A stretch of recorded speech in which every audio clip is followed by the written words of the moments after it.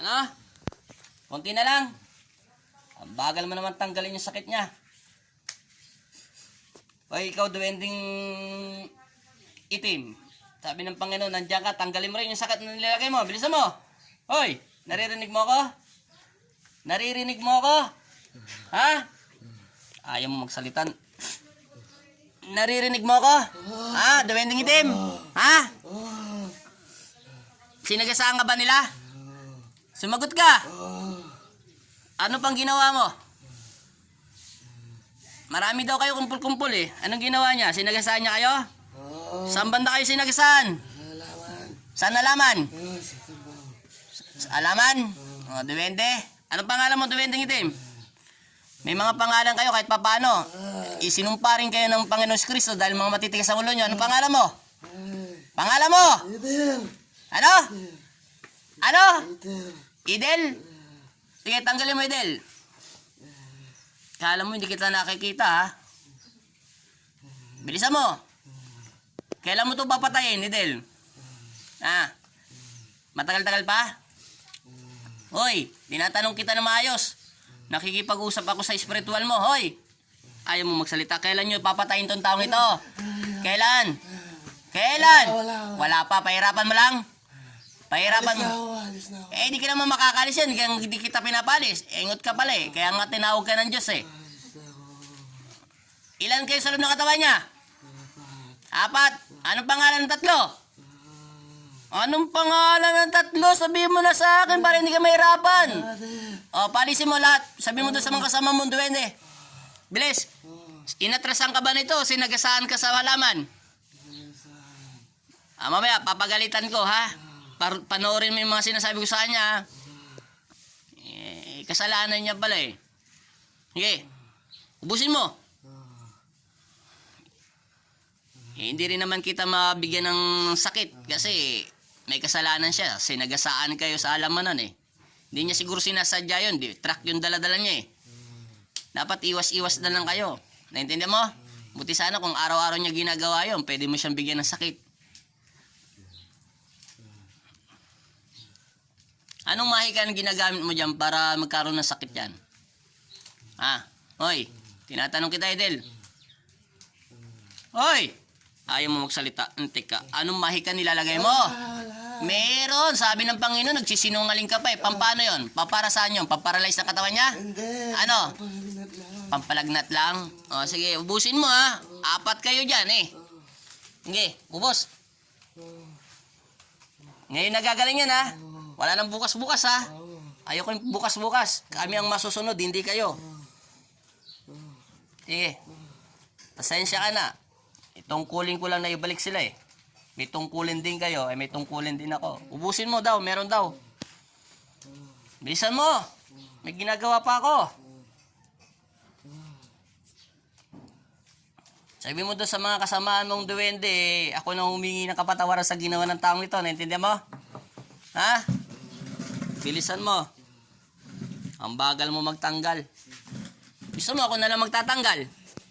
Lalagyan kita ng langis. Alam ko mahina kayo sa langis. Gusto mo? Hoy! Gusto mo? Ayaw mo? Eh pakainin kita ng ano bang kainaan ng duwende? Sabi ni Lolo Andres, ang kainaan nyo daw ay isang malagkit. Gusto mo pakainin kita ng malagkit? Ha? Gusto mo? Yun daw ang kainaan nyo. Tsaka sa insenso, takot daw kayo kasi nagtatai kayo ng taga isang taon, isang taon tayo kayo ng tayo. Tama ba ako? O, sige. Kala mo, hindi ko alam kahinaan ng mga duwending itim, ha? Sige. Bilisan mo. 4 minutes na, oh. Ang bagal mo magtanggal. Humingi ka ng tulong doon sa mga kasamahan mo para mabilis matanggal yan.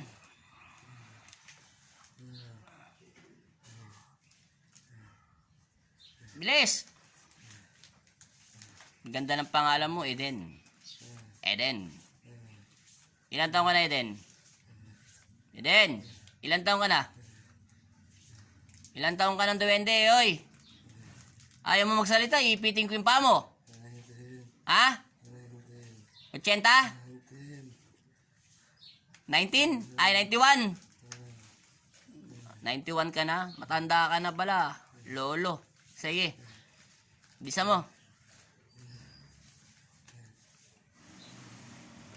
Eh, tinawas na pala to eh. Bakit hindi pa rin kayo malis? Kaya nyo yung manggagamot? Ha? Kaya nyo yon?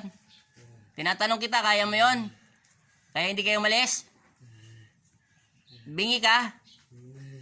Kaya mo yung manggagamot, kaya hindi kayo malis doon? Sige. Sabi niya daw, kaya niya daw yung manggagamot na tinagtawasan nito, kaya hindi daw sila malis. Ano, meron pa? Sigurado? Wala na? Alis na kayo? Lahat? Saan kayo pupunta? Wala na? Sige, paalisin ko na kayo ha. Sensya na kayo ha.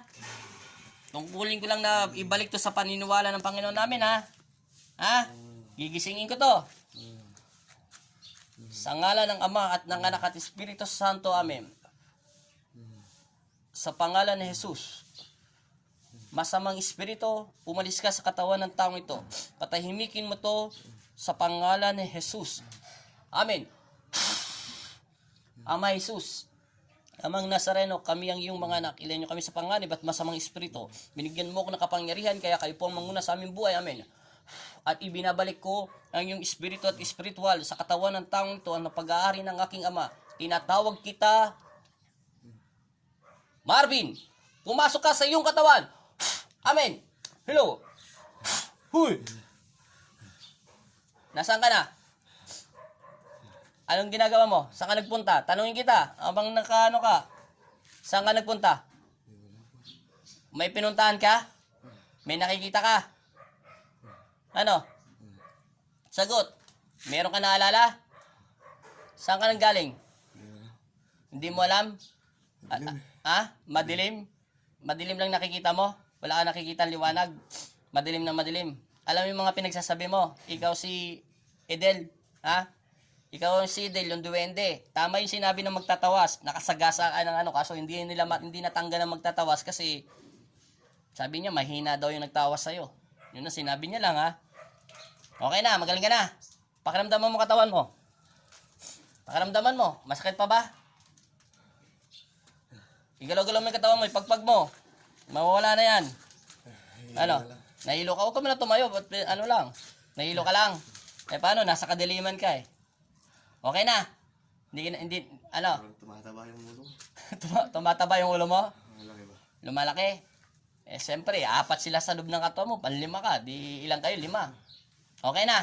Tatanggalin ko na yan lahat. Lilinisin ko na katawan mo. Okay na? Wala na masakit? Parang malaki yung ito Duwende yun eh. Malalaki talaga ang muso nyo. Mahaba ilong yun. Ano? Gumagano'n pa rin. Parang nakurente. Para ka nakukuryente. Ayan tayo mo. Tatanggalin ko lang yan. Madali lang yung tanggalin. Napakasimple lang tanggalin yan. Okay na. Hindi na masakit katawan mo. Ang inuunta ko rito, kung masakit pa katawan mo, masakit pa katawan mo? Okay na yung katawan mo. Yung bibig mo lang parang malaki. Okay na yan. Ako lang balat. Antayin mo. Salamat po, Panginoong Jesus.